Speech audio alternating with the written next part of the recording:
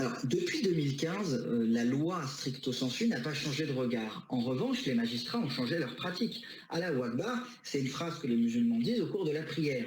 Donc, si vous voulez, il n'y a pas de dimension intrinsèquement djihadiste. À partir du moment où Allah Akbar est devenu, en revanche, un cri de ralliement caractéristique des djihadistes, notamment avant de commettre un attentat, alors Allahu Akbar est devenu un élément parmi d'autres susceptible de caractériser une apologie du terrorisme dans un contexte très particulier. Mais ce qui m'apparaît certain aujourd'hui, c'est que de crier Allahu Akbar seul, sans aucun contexte particulier, ne peut pas caractériser une apologie du terrorisme en l'état actuel de nos textes.